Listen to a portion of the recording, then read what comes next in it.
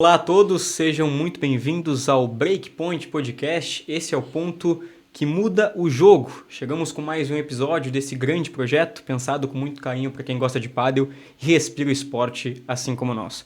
Eu sou o Lucas Acosta, trabalho com pádel há mais ou menos 2 anos, sou o apresentador desse podcast e parceiro de vocês nesse projeto, que traz entrevistas quinzenais aqui no YouTube com grandes personagens e figuras do pádel brasileiro. Estamos lá no Instagram também, @podcastbreakpoint. Segue a gente, acompanha que tem bastante produção de conteúdo sobre pádel em geral. Não esquece, por favor, segue a gente. A gente vai para o nosso bate-papo agora, apresentando o nosso convidado, mais um atleta, mais um jogador profissional de pádel que está fazendo um 2026 muito forte mesmo, com nível lá em cima, títulos e um desempenho muito bom. Lucas Fernandes. Lucas, primeiro te agradecer por aceitar o convite, achar um espacinho na agenda aí que eu sei que é complicado, mas pra gente estar em Porto Alegre acho que fica um pouco mais fácil. Bastante assunto pra gente conversar, valeu por aceitar o convite. Valeu, obrigado, agradecer o convite de poder estar aqui conversando com vocês. A gente tentou ajustar ali os horários, mas que bom que deu certo. E vamos lá, vamos conversar um pouco agora, né? Fechou, vamos lá. Lucas, começando, como eu te falei fora do ar aqui, né? Tem carreira, toda a tua trajetória, o teu ano de 2026, seleção brasileira, tem muito assunto pra gente conversar e, como eu sempre falo, é um bate-papo, fica à vontade para falar sobre qualquer coisa.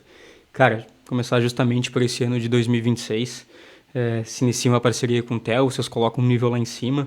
Até o momento que a gente está gravando aqui, foram 2 títulos de Challenger, né? Em Rio Grande, em Santana do Livramento. E queria ouvir de ti, como é que tu analisa esse primeiro semestre, dá para dizer assim, de um bom desempenho, de bons resultados, se era o esperado, se não era, se tu esperava mais, se tu esperava menos, como é que tu analisa esse começo de ano? Eu e o Theo, a gente já tinha jogado na menores, né? Pela seleção de menores. Acho que a gente fez naquele ano. A gente jogou, fez bons jogos e até jogou o PAN contra o Osburger, que foi uma boa experiência. Quanto é que foi o jogo? Isso a gente não precisa falar, mas... Não, foi 6-1, 6-1, e aí Ah, tá bom, tá a bom. gente saiu brincando que o primeiro set a gente perdeu 2, 3 pontos de quebra ali, e o segundo eles nos patrolaram. Então a gente fica nessa, 6-1, mas o primeiro set a gente jogou Teve bem. muito ponto de ouro, O né? primeiro set foi tudo no 40-40. Mas, cara, a gente já jogou a menores, depois, agora no Master, no BPT, a gente já voltou a jogar junto, o primeiro torneio que a gente jogou, até, apesar de ter ficado ali no grupo, a gente fez um bom jogo contra o Cunha e o Simonato, que eram a dupla 1 até o ano passado. Depois a gente fez um jogo duro contra o Ortiz e o Salaro, apesar de perder e tudo mais, mas a gente fez um jogo duro. E aí teve aquele fatídico jogo contra o Tipe, que o Tipe se machucou e tudo mais. Mas, assim, para o primeiro torneio a gente saiu com uma sensação que, ano que vem dá para fazer um bom ano se a gente treinar, se a gente se dedicar. E eu acho que esse ano vem refletindo toda essa conversa que eu e o Theo a gente teve ano passado, vem dando um resultado positivo, né? Nosso primeiro torneio, se eu não me engano, foi o BPT... Não, foi o FIP, que teve FIP em Santa Maria, o Gaúcho. Aí a gente faz a semifinal, até ali... Com bons resultados ali, né? A gente pegou, né, uma primeira rodada ali que não era tão, assim, para nós, assim, não era tão fácil, a gente ganhou.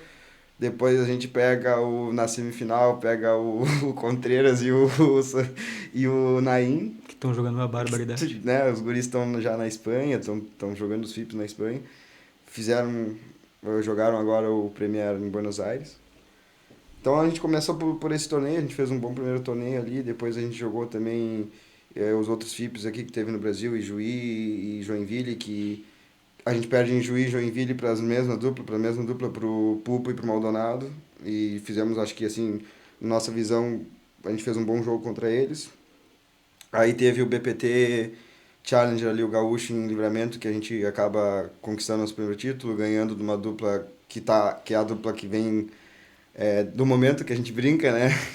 Vocês falam que eu e o Theo, a gente é duplo momento, mas pra mim acho que o Didi e o Fred estão ganhando tudo que estão jogando, estão jogando bem, estão jogando um Mas bom só abrir nível. um parênteses, vocês foram a única dupla até o momento Eu e o que Theo a gente ganharam deles, conversa e né? analisa, tipo, a gente foi a única dupla que ganhou deles e toda vez que a gente joga contra eles, a gente olha, eu olho pro Didi e falo, pá, de novo contra você, né? Mais uma guerra sempre. Até em Santa Maria a gente jogou, umas semanas atrás, jogou um torneio interno lá.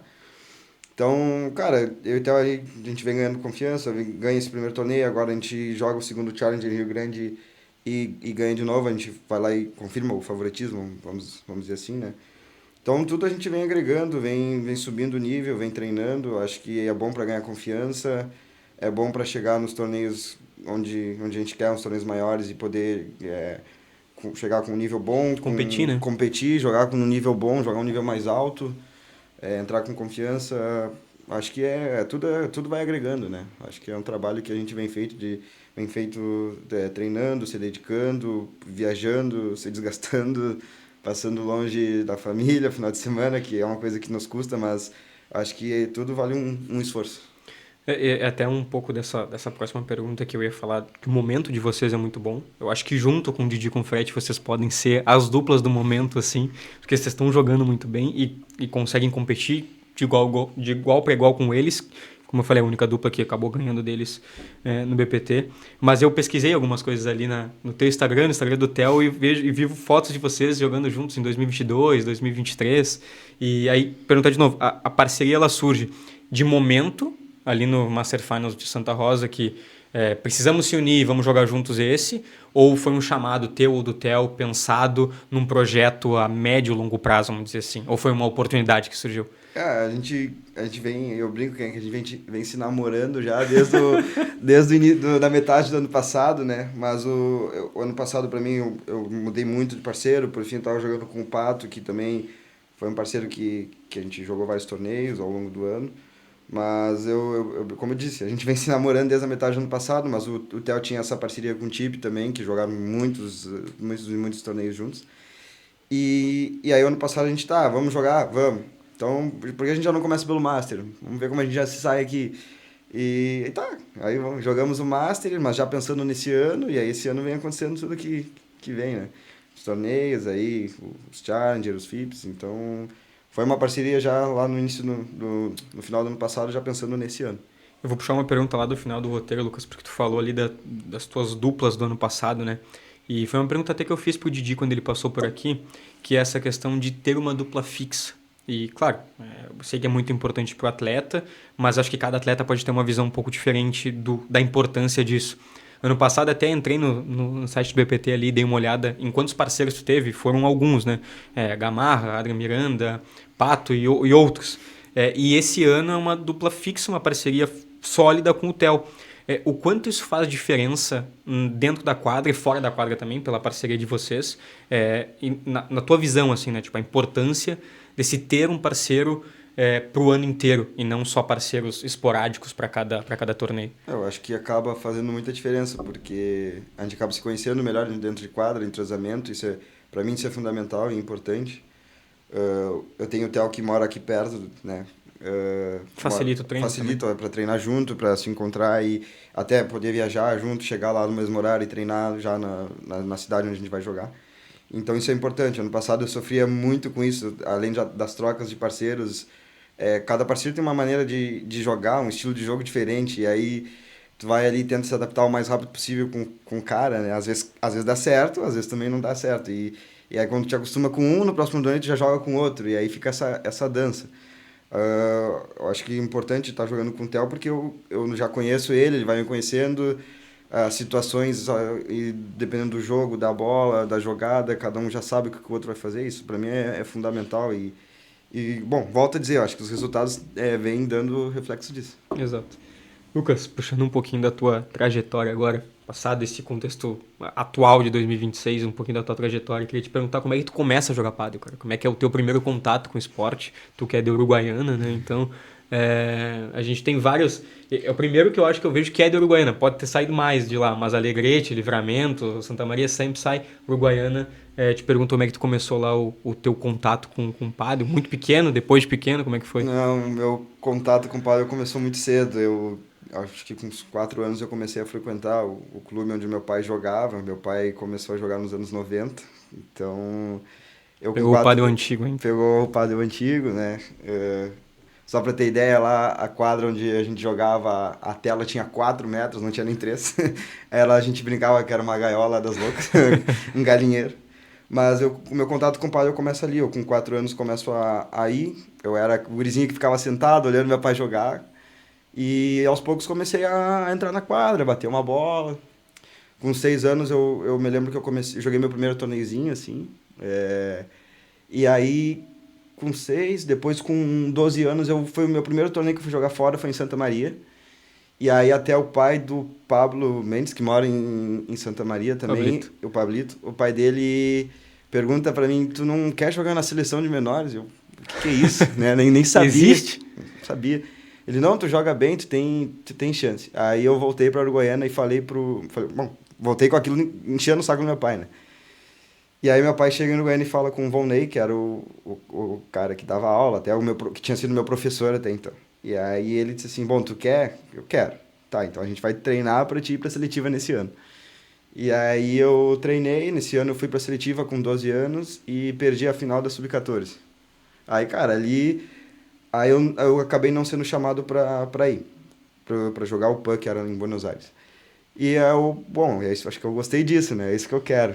E aí larguei, tipo, na escola eu jogava vôlei, basquete, futsal, mas minha paixão ali virou pátio. Cara, e é um pouco dessa tua evolução, né? Porque com 14 anos tu perde essa final e é o que tu quer. Mas entendo que com 14 anos ainda eu acho que é muito cedo pra gente perceber se é realmente talvez o que a gente quer pra vida, né? Acho que talvez 16, 17 tu tem um pouquinho mais de conhecimento. Quando é que foi esse estalo na tua cabeça assim? Quero isso pra minha vida, posso, tenho qualidade pra isso e quero viver do pádel. Acho que ali com meus 14, 15 anos, acho que teve uma chave que foi bem importante. Eu comecei, foi bem na época da pandemia, eu me lembro que eu comecei a vir justo para Porto Alegre para poder treinar mais, até porque as aulas estavam meio online na época, enfim, vinha para Que a cá. gente não aprendeu nada. Mas enfim, né? Eu vinha para cá para poder treinar mais, ficar mais tempo treinando e me dedicando. E foi justo uma época que apareceu até uma oportunidade de eu ir embora para Joinville, num projeto que a Starvai vinha apresentando aqui no Brasil. E eu ia embora para Joinville para treinar, um centro de alto rendimento que eles iam a montar. E aí, bom, ali eu digo, bom, eu acho que se eu for é pra, né, me dedicar, viver 100% do pádel, e eu tô aqui até hoje agora. Lucas, eu acho que aliado a isso vem uma rotina de treinamentos muito forte, né? Tu falou que o treinador chega pra ti e fala, ó, tu quer viver disso? Tu quer viver isso daí? Então vai ser um pouco diferente. Hoje, como é que é? E tu até pode contar um pouco dessa tua evolução dos treinamentos, né? Hoje eu entendo que tenha físico, físio, quadra, tudo isso. Mas hoje como é que é? Como é que era antes, né? Como é que tu começou a realmente perceber, ó, preciso de uma rotina de treinamentos um pouco maior, preciso focar um pouco mais nisso. E hoje, como é que é a tua rotina de treinamento? Sei que dentro disso tem a parte de ser professor de pádel, e a gente vai falar um pouco disso também. Mas como é que tu encaixa nessa tua rotina toda a questão de treinamento? Bom, acho que lá quando eu ainda estava em Uruguaiana, com meus 14, 15 anos, foi quando eu comecei a treinar. Enfim, a parte físico, tinha colégio aí na época, né? Então a parte física eu fazia, sei lá, acho que umas 3 vezes na semana. E parte técnica eu ia todos os dias pro pádel. Eu saía do colégio e ia bom, ia na academia, enfim, mas eu ia todos os dias pro pádel pra treinar, pra ficar lá jogando, enfim, guri, né? Ia pra todo dia pro pádel. Depois, quando eu comecei a vir para Porto Alegre para treinar, eu treinava também quadra todos os dias e acho que, sei lá, ficava umas 2, 3 horas na quadra também. E fazia a parte da academia aqui também. Quando eu fui embora para Joinville, eu treinava 2 horas de quadra todos os dias com o meu treinador lá. E a gente treinava academia também e parte de pliometria, se eu não me engano, a gente fazia acho que 2 ou 3 vezes na semana. Em Joinville, tu tinha quantos anos? Tinha ali meus 15. Fiquei 2 anos em Joinville, 16. Fiquei 2 anos, voltei com 18, eu acabei voltando para Uruguaiana. E aí, quando eu volto para Uruguaiana, eu dou uma baixada no ritmo, né? Aí eu começo a dar um pouco mais de aula, treino, mas acaba ficando tudo mais longe, mais difícil de viajar. Agora, quando eu vim para morar aqui em Porto Alegre, eu acabo dando mais aulas, treinando também. Ano passado eu mais dei aulas do que treinava, mas acho que a sequência desse ano de treino, o foco já mudou, acabo treinando muito mais do que dando aula esse ano. Cara, dois ganchos nessa tua resposta aí. Como é que fica a cabeça do guri com 16 anos morando fora, longe da família? Bate um pouco, às vezes, o desespero de estar longe ou era realmente muita força de vontade naquilo que tu queria? Cara, eu tinha muita força de vontade, mas assim, tu vai aprendendo, né? Tu sai de casa, tu é filho único, querendo ou não, tu... É complicado, mimado, É, não sabe? não, assim, era mimado, mas tinha que fazer tal coisa, eu Sim, fazia. Mas eu não entendia, né? Tipo, eu ficava indignado, ligava pro meu pai indignado, tipo, não tá acontecendo, tipo, e aí, o que que eu faço? Assim, não dá. E aí o meu pai, cara, calma, vamos fazer de tal maneira. Então, tu vai aprendendo. Muitas coisas sozinho, tu tem que aprender. E hoje já me vejo melhor, assim, nessas situações. Tipo, antes eu não conseguia lidar. Tipo, acontecia uma coisa me abalava. Não que hoje não me abale, mas a maneira como tu lida, tu já aprende, né? Tu vai aprendendo. sim. E segundo gancho, como é que hoje é para ti conciliar essa parte de dar aula com os treinamentos? Porque, claro, eu entendo que pelo desempenho que tu tá tendo no ano, a tua rotina de treinamentos deve ter sido um pouco mais forte nesse ano, não sei, mas se tu puder até explicar um pouco mais sobre isso, mas como é que tu consegue conciliar esse tempo de ser professor de pádel e também dar atenção aos treinamentos, que é muito importante para a temporada? É, sei lá, ano passado meu foco foi, assim, era jogar, mas eu dava bastante atenção às aulas também. Esse ano eu acabei mudando. Eu dou 5 ou 6 aulas, ou menos até, e treino muito mais. Eu treino quase todos os dias quadra. Quando não faço 2 turnos de quadra, tem um dia específico na semana que eu faço 2 turnos. E academia todos os dias também, né? Isso era uma coisa que eu fiz ano passado, independente se eu treinasse quadra ou não, eu tentava ir o máximo na academia, fazer a parte física. E esse ano eu comecei a aumentar os turnos de quadra também. Então, é uma coisa que eu pensei bom, se eu quero focar um pouco mais nos treinos, eu vou ter que abrir mão um pouco das aulas. E ter os dois juntos e aconselhar os dois juntos vai ser muito difícil. Então, tudo bem, vou ter que abrir mão de um pouco de dar aula, mas eu consigo focar na quadra, que é, que é o que eu quero, né? Poder treinar mais para poder ter resultados melhores nos torneios. Então acredita que o reflexo também bate nisso, né? Um Eu, pouco da parceria, um pouco do maior tempo de treinamento, eu talvez. acredito que sim, né? A dedicação e o foco nos treinos. Se for ver aí, eu treino segunda 2 turnos de quadra, mais um turno de academia. Na terça treino mais um turno de quadra, mais academia. Então, eu só não, assim, todos os dias tem algum treino específico. Tem fisioterapia, tem a parte cognitiva que eu venho fazendo também, tem a parte da psicólogo esportivo. Então, assim, eu posso não estar treinando quadra todos os dias, mas 2 horários, 3 horários do dia são para alguma coisa dedicada O esporte, ao claro. esporte, claro. Lucas, tu é o primeiro atleta professor que passa por aqui, porque a gente já teve atleta profissional de pádel e gestor, atleta profissional de pádel empresário, gestor só, tudo. Mas tu é o atleta, o Didi não dá aula, né? Atleta professor, tu é o primeiro. Cara, eu queria te perguntar um pouco dessa tua profissão agora como professor de pádel. Como é que é para ti ser professor de pádel, conseguir passar o teu conhecimento, que é bastante dentro da quadra, para os teus alunos? E como é que surgiu essa oportunidade? Se foi algo que tu quis, quero ser professor de pádel também, ou se é alguma oportunidade que surgiu e tu abraçou? Eu comecei assim, dando as aulas de pádel lá em Uruguaiana. Eu me lembro que graças a esse professor que foi meu primeiro professor, o Volney, eu ia todas as tardes pro pádel e ele dizia assim, ele me chama de Negrinho. Ele falava, Neguinho, vem pra quadra e me lança a bola pra mim, pros meus alunos, e eu fico corrigindo. E eu sou muito de aprender olhando. Então eu olhava ele corrigindo e aprendia muito. Até que começou alguma. Ele me dizia, dá aula pra mim pro fulano aí, ciclano. E eu comecei dando uma aula ou outra. Até que o pessoal começou a me pedir pra dar aula. Aí eu, tá, vamos lá. Tá, né? Até eu, guri, com 15, 14 anos, bom, fazer uma grana, né? Fazer um dinheirinho. E aí eu comecei dando aulas de pádel ali. Aí, cara, mas assim, não foi algo forçado, não foi algo que eu preciso dar Foi algo aula de pádel. natural. Foi algo que, eu gostei. Eu gosto de ver o processo da evolução da pessoa, de estar me conectando com o aluno, ver a pessoa se interessando. Então, cara, Lucas, sei lá, Lucas, vou fazer aula contigo. O que que eu quero só conversar, eu quero bater bola. Tá, vamos lá, vamos entrar na quadra, vamos se divertir. É, tem que ser prazeroso pra ti, tu tem que estar bem ali. Cara, e qual é o principal desafio nisso tudo, de passar o teu conhecimento para esses alunos? Porque, é, vou dizer até o exemplo que eu dei pro Langer quando quando ele esteve aqui no Breakpoint. Eu falei, cara, eu acho que um dos principais desafios de trabalhar com pádel é tu conseguir conversar com todos os públicos que consomem o pádel.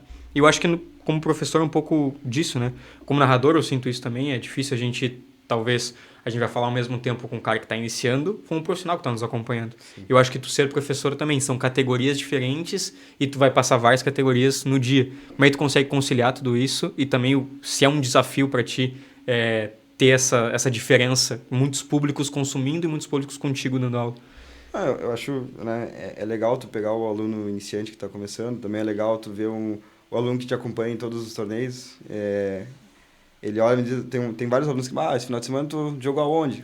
Joguei, eu olhei tu jogar. E é legal, assim como também acontece algumas situações que eu tenho que ter paciência e explicar. O meu aluno olha pra mim e diz, quero fazer igual a ti. Ou acontece pior, tipo, por que tu não jogou um torneio que teve aqui na esquina e tu foi jogar lá em o BPT em Erechim? Tipo, é que tu tem que... Então, explicar, e acontece. Então, tipo, cara, cada momento, cada coisa, cada um no seu processo, mas tem que ter paciência, conversar, e vamos lá. Eu falo esse do desafio porque, por exemplo, a gente pode, se a gente trouxer, né, na narração alguns termos muito do esporte, que é tipo assim, só o profissional vai entender, ou só o iniciante vai entender, eu acho que acaba ficando chato até para quem está assistindo. Eu acho que o professor é um pouco disso, não sei se tu concorda comigo, mas tu passar para aquele iniciante se tornar divertido para o iniciante continuar, e talvez um cara que é mais elevado, nível mais elevado, trazer exercícios que a gente consiga deixar ele na aula e ele gostar daquilo que está fazendo. Não sei se tu concorda comigo. Concordo. O meu maior exemplo disso, que eu aprendi com ele, muito com ele, é o Rafael Morrone. Ele tem uma didática muito boa, porque ele me ensinava e me dava exemplos que... pega um exemplo do Coelho do Tap. Ele pega uma jogada e ele consegue te traduzir e te trazer de uma maneira que tu vai entender. Não importa o teu nível. Então, eu aprendi muito com ele e eu acho essa conversa que ele faz com os alunos dele muito, muito legal por isso. Ele consegue te trazer na tua visão uma coisa que tu... Justo isso, quero fazer o Coelho e o Tap. Na tua cognição tu consegue fazer. Isso, então eu aprendi muito com ele nesse sentido, né? E tento levar isso que ele me ensinou para os alunos também, essa parte de, quer fazer isso, mas ok, cada coisa no seu tempo, né? Cara, trazendo de novo, né, depois de todo esse papo sobre professor, que é muito legal, trazendo bate-papo para essa temporada, os FIPS. Tu falou ali no começo e eu acho que é um assunto bem interessante, bem importante pra gente falar. Tu esteve presente em alguns, como tu falou, semifinal em Santa Maria, resultados importantes em Juí e tudo, Joinville. E, cara, tu jogou ali contra caras que estão acostumados a estarem no Premier Padel, por exemplo. Vários. E caras que estão acostumados a jogar fora e tudo mais. E vocês conseguem competir com esses caras e ganhar desses caras também em algumas oportunidades. Como é que foi para vocês estarem nesses FIPS e conseguir ganhar desses caras? Sinto também que, como tu falou ali, é um reflexo do trabalho de vocês. Mas como é que é a preparação também, né? Porque acredito que seja um entendimento diferente de jogo, porque são adversários diferentes que vocês estão acostumados. Mas como é que foi para vocês? Um pouquinho mais sobre esses FIPS. Como tu mesmo falou, a gente jogou FIP em Santa Maria, Erechim, Ijuí. Eu ainda joguei um FIP fora, fui em Mendonça jogar um FIP. Mas acho que valeu muito, todos eles valeram a experiência. A gente pega, sei lá, adversários que estão jogando às vezes um outro ritmo, às vezes uma velocidade muito mais acima do que a gente costuma jogar. E como tu disse, estilos, maneiras diferentes de jogar e a gente tem que se adaptar o mais rápido possível, né? Tu vê, como eu e o Theo, a gente vinha conversando, a gente jogou 2 vezes contra o Pupo e o Maldonado, que são 2 argentinos. Até acho que eles vêm fazendo um bom ano, pelo pouco que eu acompanho eles ali. E a gente consegue fazer 2 jogos bons contra eles. E assim, a gente entra na quadra, eu e o Theo, e a bola vem numa velocidade que a gente não tá acostumado. E a gente fica se olhando assim, e eu digo, vamos embora, vamos tentar... Tem que acompanhar? Tem que tentar se virar aqui, né? E... Até isso, quando eu voltei, num desses torneios eu voltei e logo que eu treinei, eu digo, preciso tentar treinar se eu for jogar contra esses caras. E como é que se treina para chegar, como tu falou, a bola mais rápida? Como é que tu pensa o teu treinamento para tentar acompanhar talvez esse jogo mais intenso dos argentinos? Tentar achar uma maneira com que a gente se acostume o mais rápido possível, ou daqui a pouco uma jogada com que a gente possa respirar um pouco mais, né? Uma bola a mais, como a gente costuma dizer.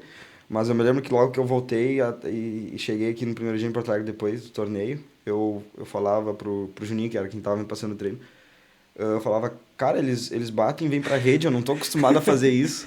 E o Juninho volta, vai ter que fazer igual. Eu digo, tá, mas eu não consigo. Ele, bom, vamos treinar, né? Vamos treinar, baixar e subir, vamos treinar, ganhar a rede por baixo, vamos tentar ser mais rápido, vamos tentar ser, sei lá, a gente vai ter que, não pode ficar tentando jogar do mesmo jeito que a gente joga aqui no Brasil, que os caras estão, na minha visão, os caras estão numa outra velocidade, e a gente tem que tentar acompanhar eles.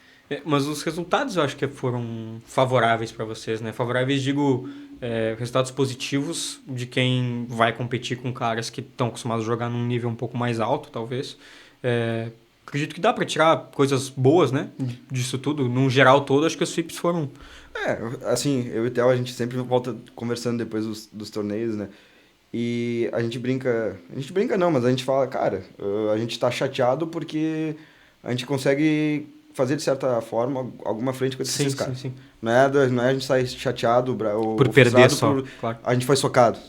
Acho que a gente sai da quadra e é um chateado, frustrado, mas mais motivado a treinar mais para voltar melhor pro próximo torneio, porque a gente entra, consegue jogar bom, vamos aproveitar a oportunidade que a gente tem agora, as oportunidades durante o jogo. Acho que falta isso, sabe? Aproveitar, entrar em quadra e, bom, se a gente tem um 30-40, vamos jogar certinho pra quebrar o saco dos caras. E o Filipe Mendonça, cara, tu falou sobre essa ida pra Argentina jogar o Filipe Mendonça. Eu não sei se tu tá analisado, foi uma aventura muito grande, como é que foi? E, cara, vocês jogaram 3 sets ainda. Essa indiada, né? Vou falar assim.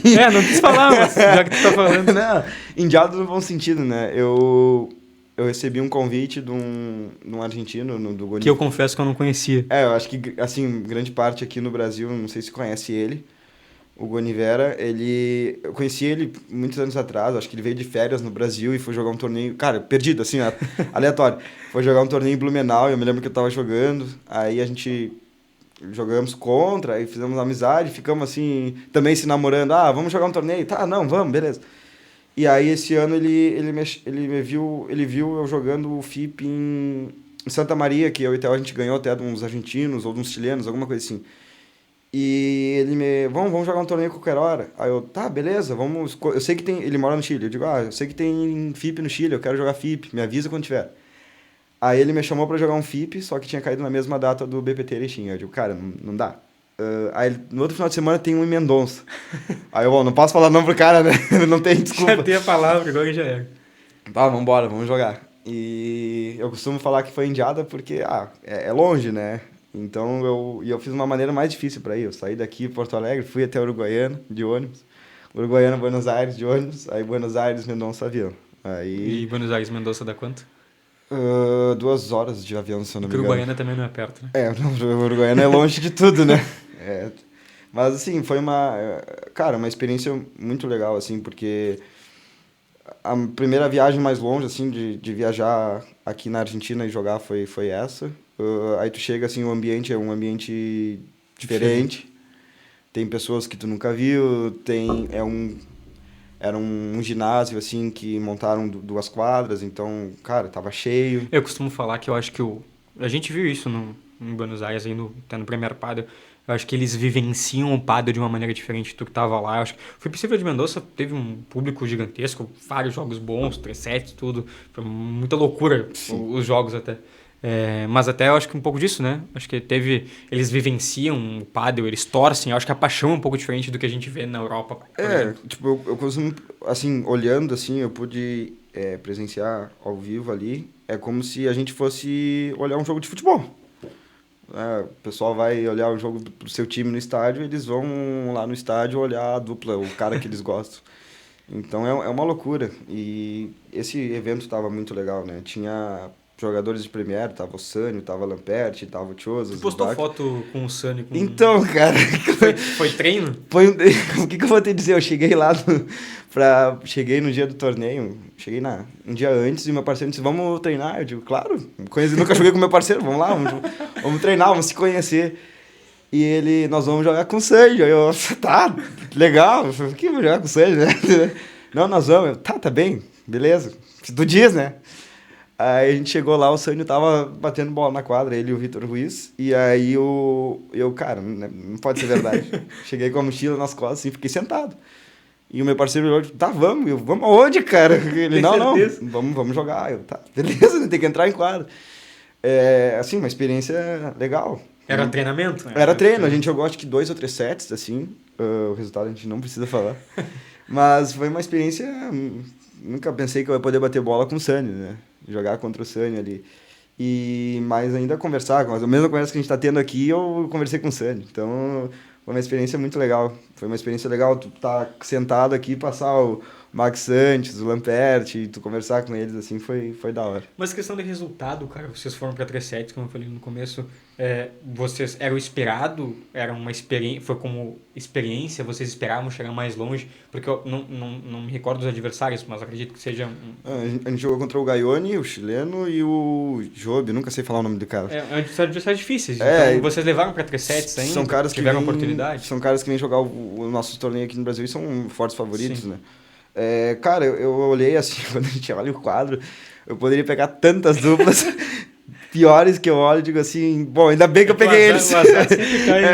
Ainda bem que eu peguei eles. E, cara, eu cheguei lá e eu pensei, bom, é um jogo duro, mas eu acho que se a gente jogar bem e conseguir, como eu digo, se conectar com um parceiro ali, que eu nunca tinha jogado com ele, eu acho que dá pra fazer um bom jogo. Pensei eu.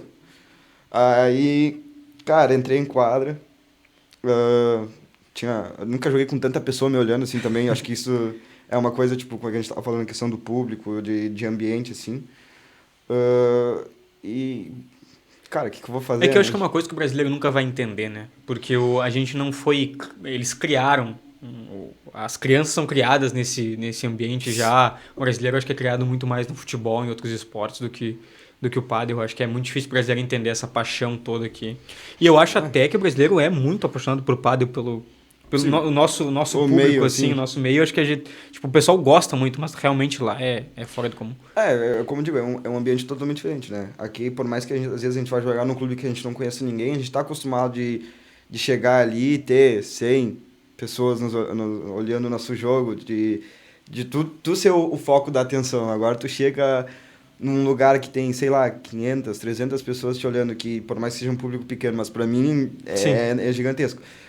E tu é um desconhecido que tu tá ali, né? Tu vê que as pessoas te olham, ninguém te conhece, e você cochicha e pergunta quem é ele. Ué, quem é? Exato, da onde saiu, né? E, cara, aí tu vê que tu tá num lugar que tu nunca teve. Então, tipo, é legal, é uma experiência diferente, eu acho que a gente tem que se acostumar, é uma coisa que eu falo pro Theo, com quem eu tô jogando, que digo, cara, a gente tem que jogar esses torneios, a gente tem que, se a gente quer evoluir, se a gente quer estar entre os melhores, a gente tem que... Até por se tornar competitivo, né? Se tornar mais competitivo. A gente tem que buscar um nível que a gente não tá acostumado, acho que a gente tem que a gente falou ali de jogar contra os argentinos que jogam uma intensidade maior, acho que a gente tem que ver o torneio que ele tá inscrito e ir lá, nem que seja para tomar 12-0, mas vai lá, tenta se acostumar, tenta ver o que a gente pode fazer, melhorar cada vez mais para jogar contra eles. Cara, seleção de menores, vamos entrar nesse assunto. Tu esteve bastante presente também nas convocações, foram várias viagens, desde o Sub-14, como tu falou aí. O quão importante para a evolução do atleta, cara, estar dentro da seleção de menores, porque é algo muito importante, acredito.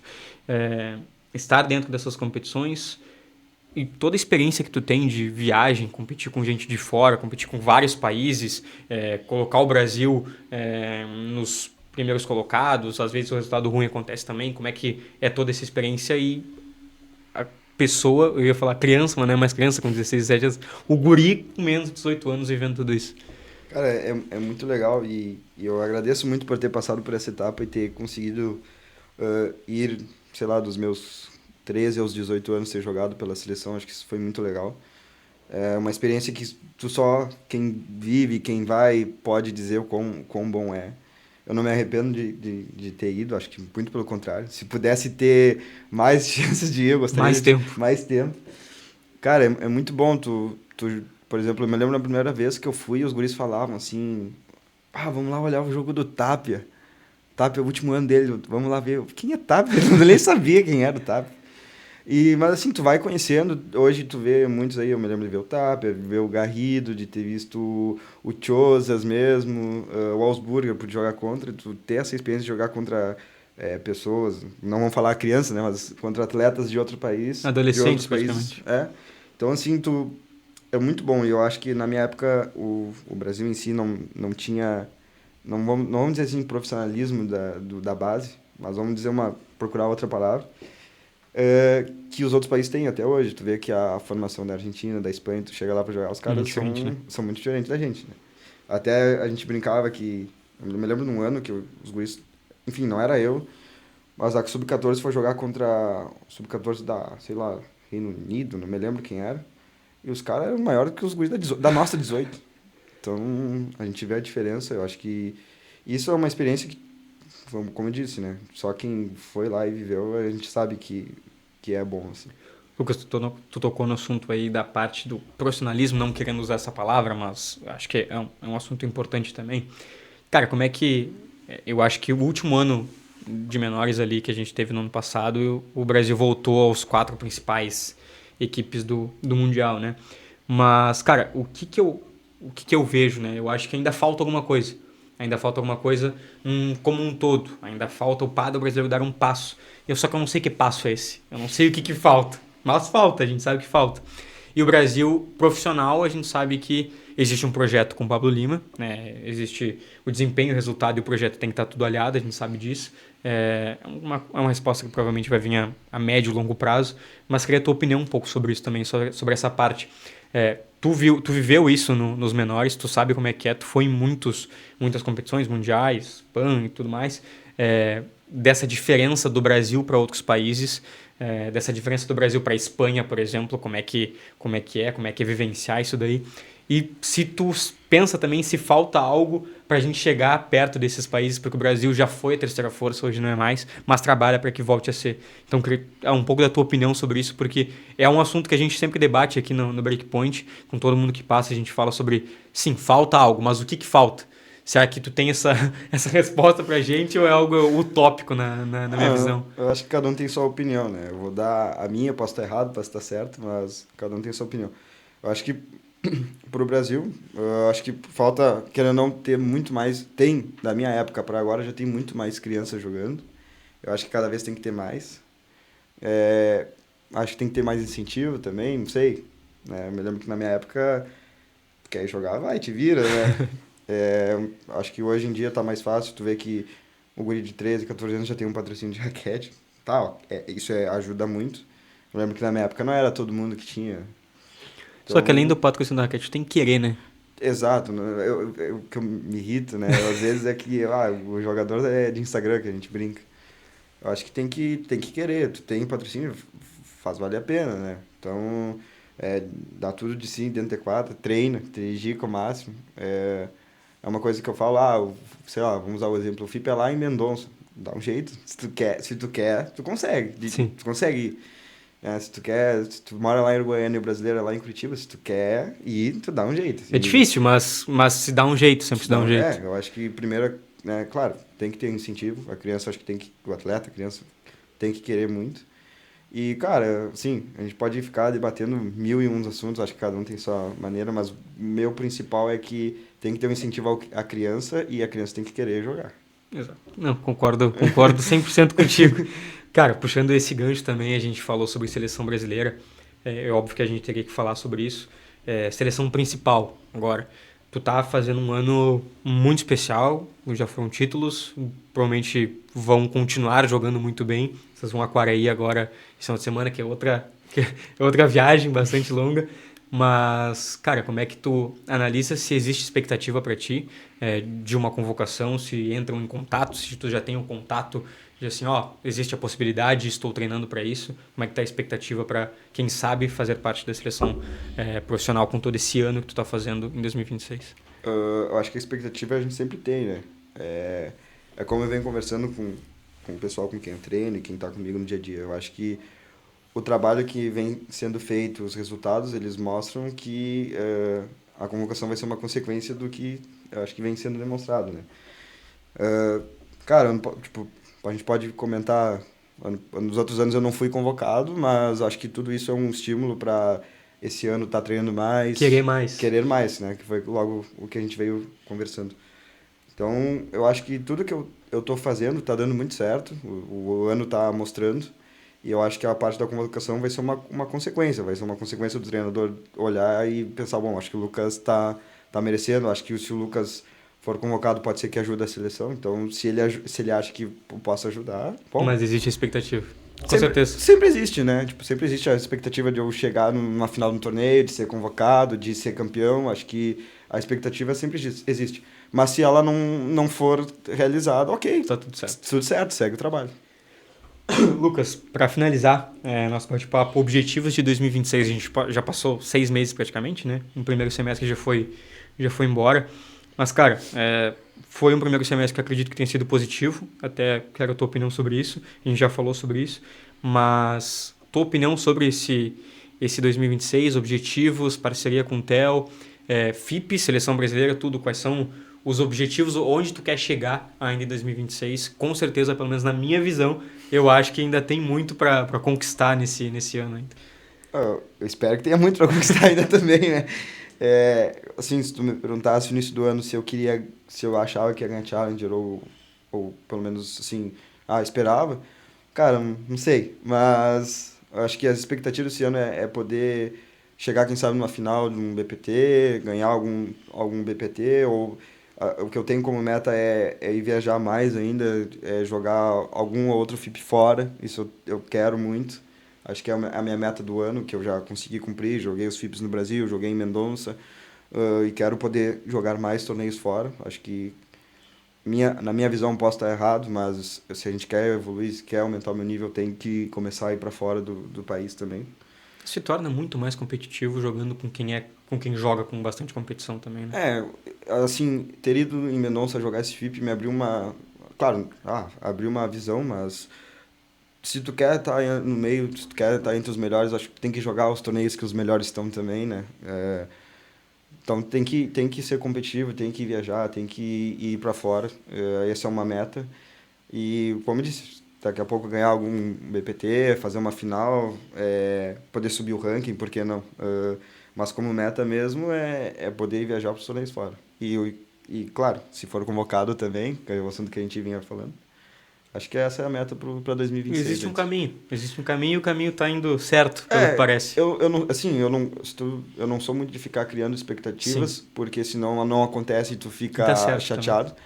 Então eu sou muito do tipo, tô treinando, tô me dedicando, isso aqui vem dando certo, eu vou seguir fazendo isso. E é o que eu quero no momento, é seguir treinando, me dedicando para os torneios, fazendo a parte física, técnica, cognitiva, físio, toda essa função. Abrindo mão de dar aula do Lucas professor, de ser o Lucas mais atleta. E eu acho que é a minha meta. Agora, os resultados, os torneios, os campeonatos, acho que isso é uma consequência. Tudo consequência. Perfeito, cara. Cara, muito obrigado por esse teu convite. A gente tem um presente aqui, Breakpoint, convidado especial. Essa é pra tu guardar. Não vai dar aula com essa. Só guarda aí. Mostra pra câmera aí, pra essa daqui. Aí, ó. Breakpoint, convidado especial. Cara, te agradecer e que seja um segundo semestre de muito sucesso, como eu falo nas nações.